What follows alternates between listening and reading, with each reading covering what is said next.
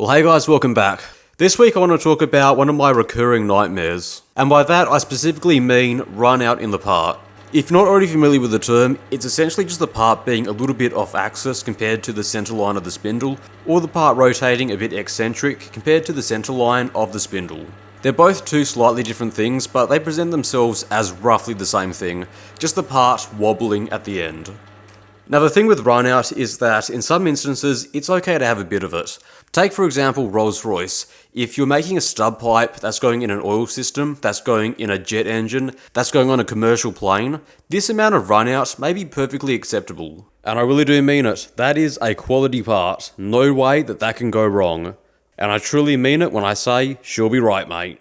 But for us normal people, this is a little bit extreme. And in fairness, what I've done here is literally the worst case scenario. I'm clamping on hot rolled steel, which is not known for being perfectly round, and I'm also clamping at the very end. It really is worst case scenario, but I have machined parts holding stock like this. If I clamp on a normal piece of cold rolled steel, the runout is generally not as bad, and that's why you don't normally see me hitting the part to make it more concentric. But if the part needs a fair amount of stick out and I can't clamp a whole lot on the jaws, I'm generally going to see a little bit more run out than we'd normally see. Same thing goes if I'm using shim stock on the jaws, I usually see a bit more run out. And the next course of action is to start hitting it with a hammer until it starts to run more concentric. That'll take anywhere between about 30 seconds to maybe several minutes. Now I don't want to sound like an infomercial, but there's got to be an easier way to do this. Now whilst I was doing a bit of research, I remembered that Chris at Clickspring had a bump roller tool with a ball bearing, and he used that to get rid of runout in his parts, and I remember it did a really good job at doing that. I don't know about you, but it sounds like a fantastic tool and a great afternoon project. So the first thing I'll do is I'll hunt around for some metal in the right size. I'm not really sure how big I'm going to make this, but big enough is sort of the rough guide that I was going with. I eventually found some 20mm bar steel from an old project, and I think this should work. I don't think it needs to be a particularly big tool. I also found a ball bearing hidden away in a drawer, and I think this size should work. Or should I say, she'll be right mate. If you say that before a project, there's no way it can go wrong. Final thing left to do is sort of design what the tool should look like. Now initially my plan was just to bolt a ball bearing to the side of the tool shank, but I want my tool to look a little bit nicer than, well, that. As you all can probably tell, I do enjoy making tools, so it would be nice to make a tool that looks a little bit nice. Now I cycled through a few different designs, but the design that I eventually landed on was this. It's a little bit excessive, but I think the tool looks really quite nice. I like it because the ball bearing is in line with the tool shank, and with the ball bearing exposed on one side, I can get into very tight corners. The tool design also allows me to flip the tool holder if I ever need to. It's a little bit overkill, but I see no harm in that. So the first thing I'll do is I'll get the angle grinder and I'll cut off a section that I need.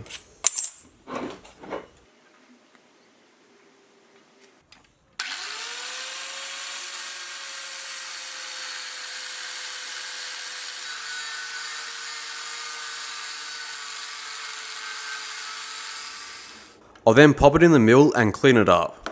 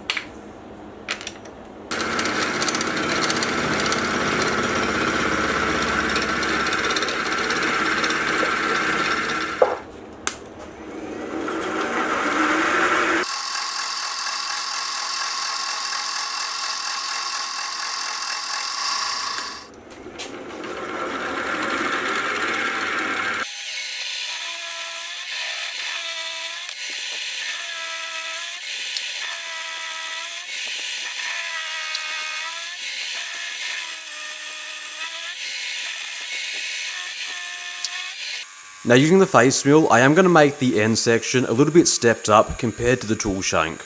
The reason for it is just to provide a bit more strength for the threaded hole that I'll add at the end.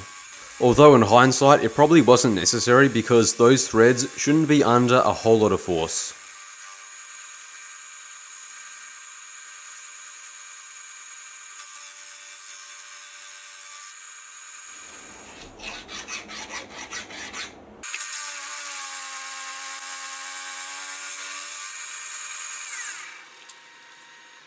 I'll also use the face mill to add a step at the end. This is sort of a consequence of shifting the bearing over, and again, in hindsight, probably wasn't all that necessary. Still, I think it adds a lot to the overall design, at least looks-wise.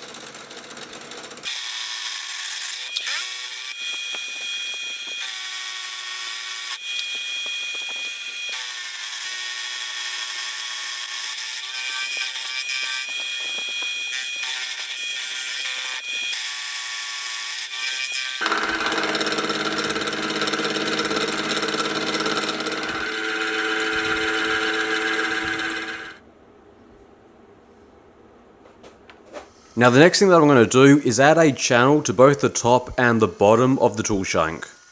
Now the reason for this is when I clamp it in the tool post screws are going to rip up that top surface and deform it over time. And then if I ever have to flip the tool, it's not going to sit flat in the tool post. With this channel, only the lower section is going to get torn up.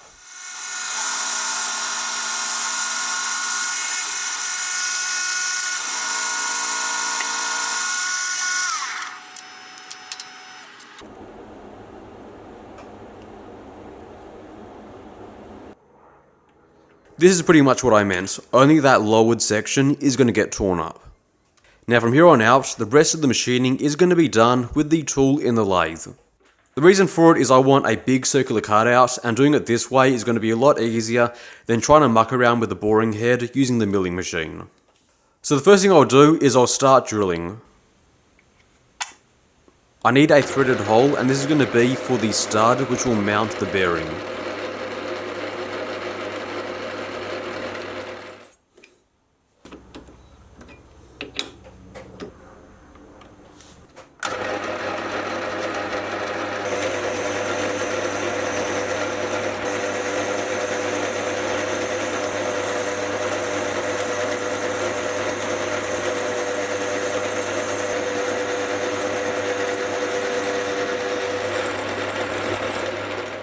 Now so far so good, but unfortunately I did get my shims a little bit mixed up.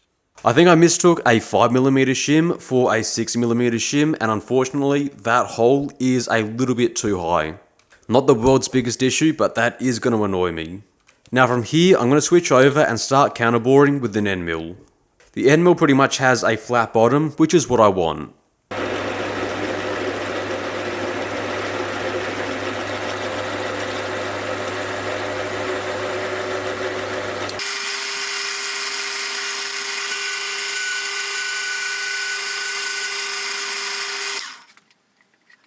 With the first cut now done, I'll now switch over to a much larger 18mm end mill. This is pretty much the reason why I'm using the lathe rather than the mill to do all this work. Because even though the milling machine has 3 horsepower and the lathe only has 1, when it's geared down in low RPM, the lathe easily has a lot more torque.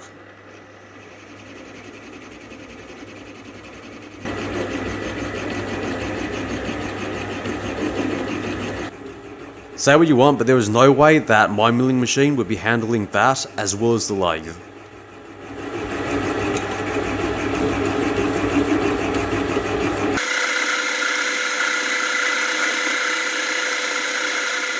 All in all, that worked out a lot better than I thought it would.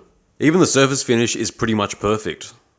The final cut is going to be done using an annular cutter, and that should take it to its final size, which is just a little bit bigger than the bearing that I'm going to use. Now normally an annular cutter would not leave you with a flat bottom, but this is a custom ground annular cutter that I custom ground a while back, and it should leave us with a very clean flat bottom finish.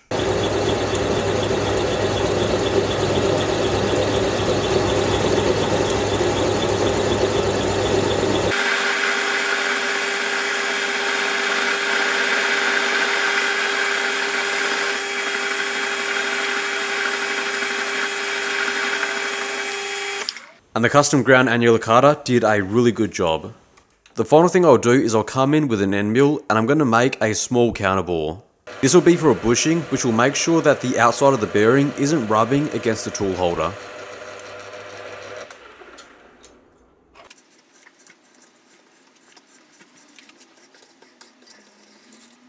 Alright, and that's the tool holder now done. All in all, I think it looks really good, and I think it looks a lot better in person than the model that I did in SolidWorks. The final thing left to do is make a bushing and a stub arbor for the bearing.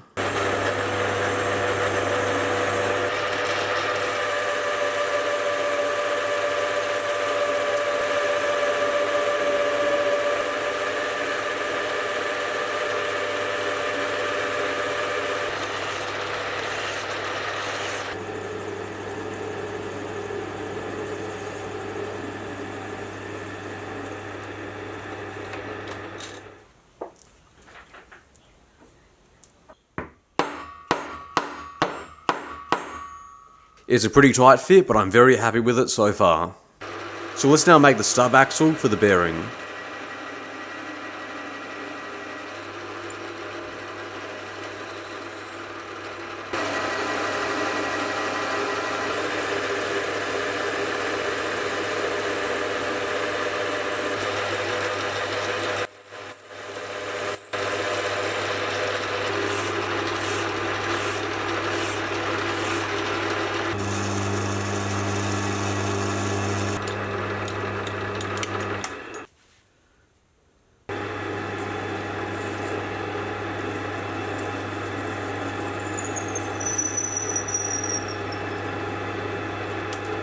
Now for screwing the stub in, I would like to use some sort of hex socket.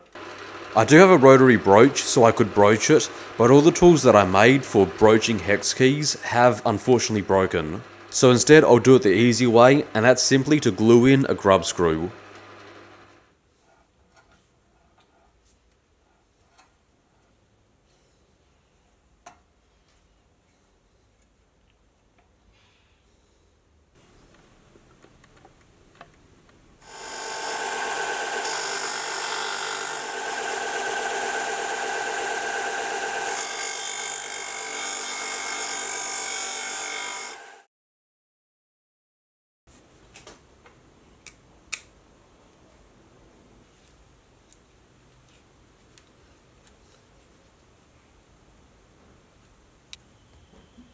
Alright, so far it's looking really good.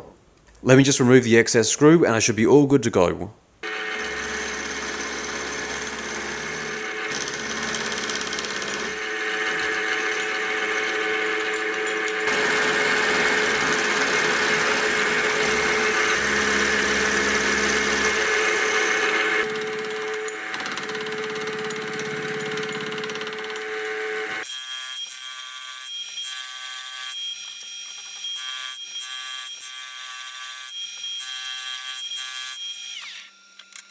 Okay, so that was a bit more mucking around than I thought it would be, but don't tell me that that doesn't look good. That is definitely a tool that I can be happy about. Well, probably. The real question is, does it work and how well does it work? So the first test that I'll do is just going to be some cold rolled steel being held in the lathe using some copper soft jaws. Now what I've found that it's best to stop moving the tool inwards when the ball bearing starts to continuously rotate. Pushing the tool in even further is just going to push the workpiece even further out of axis. So in total that took about 30 seconds, and I think we're seeing about 30 microns of run out in that part. And look, 30 microns is still 30 microns and it's not dead nuts accurate, but that is more than good enough for like 90% of the stuff that I make. And it's also not like that I can't do it with a hammer, but that is really quick. And obviously if I need to, I can come in with the hammer afterwards and make the run out a bit better. It also works really well for long parts, and long parts do tend to show a fair amount of run out at the end. Again, it's not perfect, but for a lot of parts this would be good enough, and I can always come in later and tap it with a hammer to get it perfect. The way that I see it is that this tool does 90% of the work in about 5 seconds. The real lifesaver that I found though, and this will save me in the future, is making parts run true to the face of the chuck. With this piece of cast iron, whilst the face facing out has been machined, the face facing inwards hasn't. There seems to be about 0.2mm of run out in that front face, and that is a fair amount. And that's mostly down to the fact that the face that is resting along the jaws is not flat. However, if I tap the part forward to create a gap between the jaw and the back face, I can then come in with the tool and hopefully reduce the wobble. Now in fairness, the final result is not perfect because the surface finish of that machined face is not terribly great, but I think we eliminated about 3/4 of the run out in about 5 seconds.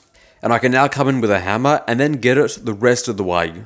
So there you go, the ball bearing bump tool. Is it a good tool? Absolutely. Is it the end all and be all? No it isn't, but it definitely saves me a lot of time. Is it a tool that I'd recommend? Yes, absolutely. I think it's a really good afternoon project and you can get it done with minimal material, and you can probably get it done, like I've done, with pretty much scraps from old projects. Should you copy this design? Probably not. I think just a ball bearing screwed into the side of a tool holder should be more than good enough. Still, heaps of fun making it, and heaps of fun using the lathe as a bit of a milling machine. And that's about it for now. I hope you enjoyed this video. Thank you very much for watching, and I'll see you in the next video.